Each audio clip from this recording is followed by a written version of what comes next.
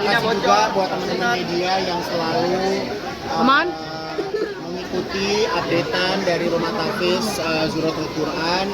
Saya hari ini bersama dengan Pak Ustadz Ahmad, senang banget bisa menerima kehadiran teman-teman media juga yang ada di sini. Saya tadi bilang bahwa saya di sini, saya nggak mau bilang bahwa Rumah Tahfiz ini milik saya, Pak Ustadz. Rumah Tahfiz ini adalah milik anak-anak. Jadi saya di sini hanya sebagai perpanjangan tangan buat anak-anak yang ada di sini. Ada 100 anak yang insya Allah mereka di sini akan mendapatkan kehidupan yang layak, ilmu yang layak, sehingga nantinya dia bisa menjadi anak yang membanggakan. Amin. Jadi kalau sedikit cerita, saya kenalan sama Pak Ustadz mungkin dari 3 tahun yang lalu. Jadi dulu itu pesantrennya Pak Ustadz ini dekat rumahku gitu. Nah, aku sering ke sana. Suatu saat memang pesantren itu harus pindah karena lahannya mau dipakai sama yang punya, jadi itu udah tidak bisa dikontrak lagi. Jadi sempat huru-hara, sempat bingung, akhirnya mendapatkan wakaf tanah di sini dan perlahan kita bangun. Jadi alhamdulillah lewat brand Mangga Hijab, keuntungan yang kami miliki bisa membangun ini selama kurang lebih 7 bulan. Bisa dibilang lumayan singkat ya, Pak Ustadz ya, lumayan singkat, dan pembangunan di sini juga belum selesai. Insya Allah bulan depan kita mulai bangun musola, bisa masjid, karena luasnya 300 dan dari daerah sini juga belum ada masjid. Jadi insya Allah masjidnya bukan buat anak-anak aja, tapi buat umat di sekitarnya. Pak Ustadz apa yang mau disampaikan? Alhamdulillah, terima kasih kepada Pak Gunawan yang bersamai dan mensupport Al-Quran. Saya sampaikan tadi, barangkali tidak secepat ini kalau tanpa beliau. Yang baik-baik untuk beliau, senantiasa Allah memberikan kebahagiaan, ketenangan, kesehatan, panjang umur dan berkah Subhanahu wa Ta'ala. Dan saya juga terima kasih ucapkan kepada tim media yang sudah pada saat ini. Jadi pantas syukur kepada Allah Subhanahu wa Ta'ala. Terima kasih sama Pak Gunawan dan seluruh tamu hadirin yang hadir, dan harapan saya moga-moga tamu yang hadir, sahabat, teman daripada Kipon Gunawan ikut membersamai beliau Al-Quran untuk meraih mimpi dan cita-cita agar saat kita belajar Al-Quran menjadi manusia yang lebih baik, berguna bagi manusia bangsa. Jadi hari ini yang datang bukan selain keluarga, kita juga hadir para calon donatur, sahabat-sahabat aku, orang-orang kaya di sekitarku yang aku todongan hari ini. Alhamdulillah mereka siap menjadi orang tua asuh dari anak ini, dan aku berharap dari gedung ini kita bisa melahirkan sosok-sosok hebat, generasi-generasi hebat yang berpendidikan, punya aturan, punya tata krama, yang insya Allah bisa menjadi teladan buat generasi selanjutnya. Ini kita lagi bangun 4 lantai, jadi lantai paling atasnya itu adalah sekolahnya mereka, tempat mereka belajar gitu. Dan di sebelah kiri itu nanti akan kita bangun masjid. Dan ini lantainya kenapa belum kita pakai kondok, karena pembangunan belum selesai, takutnya cepat rusak lagi.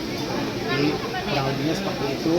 Dan ya alhamdulillah rumah ini jadi rumah pencuci dosa ya. Mungkin selama ini kita punya perjalanan cerita kehidupan, dan insya Allah dengan adanya rumah ini bisa membuka hati buat pemirsa lainnya juga untuk bisa ikut infak dan sedekahnya untuk Zuratul Quran. Totalnya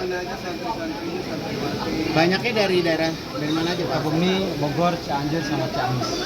Kalau dari Sumatera hanya berapa orang saja? Dari Padang dan Jadi nanti kalau misalnya memang sudah terlihat prestasinya, nanti kalau mau masuk ke sini mesti tes dulu. Tesnya Nggak gimana? bisa sembarangan. Tesnya gimana tuh Kak Ikun? Nggak ngerti bentuknya gimana. Jadi yang masuk sini memang yang pinter-pinter. Amin.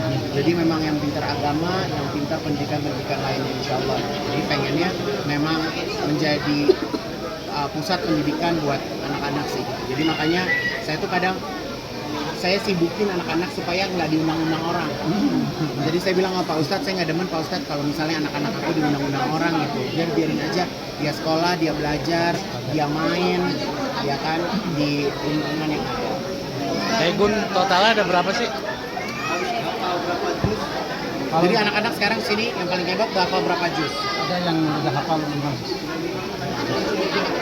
Totalnya udah berapa Kak Igun? Totalnya Totalnya ada 100 anak. 100 anak. Pembagiannya berapa laki berapa perempuan? 50-50 antara laki-laki dan perempuan ya. Kalau saya sih nggak perlu ya, karena kan saya bukan dari akademisi. Tapi kita menyiapkan di sini, insya Allah ada pelajaran bahasa Arab.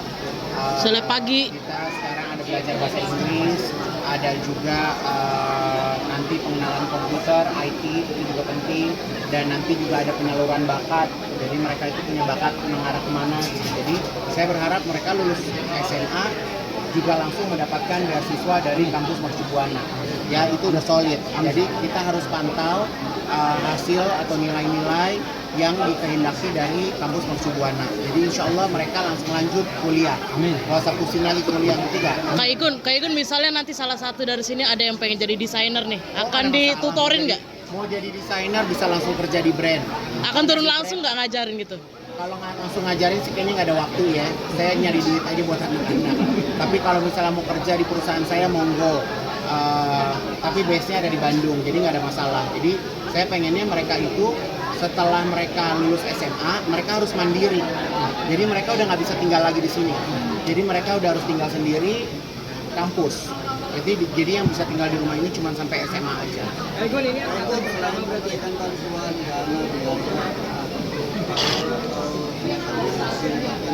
Oh ya iya dong, mereka nggak bisa pakai baju lain. Jadi memang udah disiapin sama Manja, didesain khusus, kerudungnya, bajunya, semuanya. Dan anak santri saya wajib harus senyum, harus happy. Nggak boleh muka-muka sedih, muka-muka lapar, muka-muka susah, nggak boleh. Jadi harus ceria, ya karena hidupnya cukup, pendidikannya cukup, makannya cukup.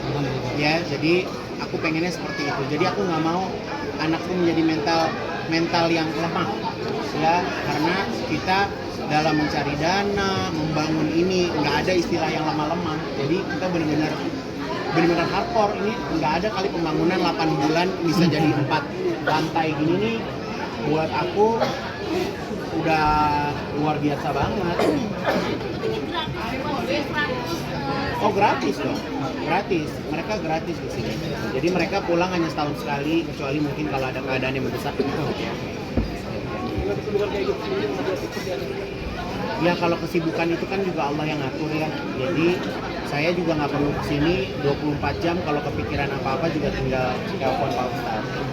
Jadi kalau saya juga yang saya wanti-wanti karena banyak cerita, banyak kasus di pondok dan segala macam, itu menjadi satu concern saya juga bahwa kamar laki sama perempuan harus segera dipisahkan gitu, dan mereka benar-benar harus tahu aturannya, tahu adabnya laki-laki dan perempuan seperti apa gitu, supaya tidak terjadi hal-hal yang tidak diinginkan. Punya handphone 24 jam. Jadi Pak Ustadz tipe yang kalau ditelepon nada 2 kali langsung diangkat. Dan aku titip juga Pak Ustadz, jangan nanti doain Eyang Titi Puspa. Ya, ntar malam habis Isya doain, pokoknya jangan berhenti selama 7 hari.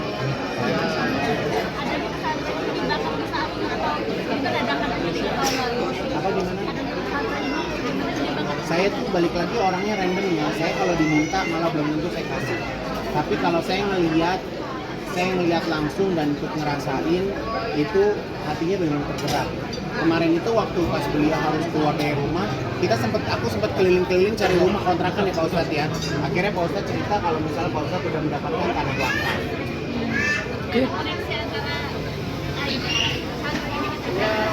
Apa Mbak?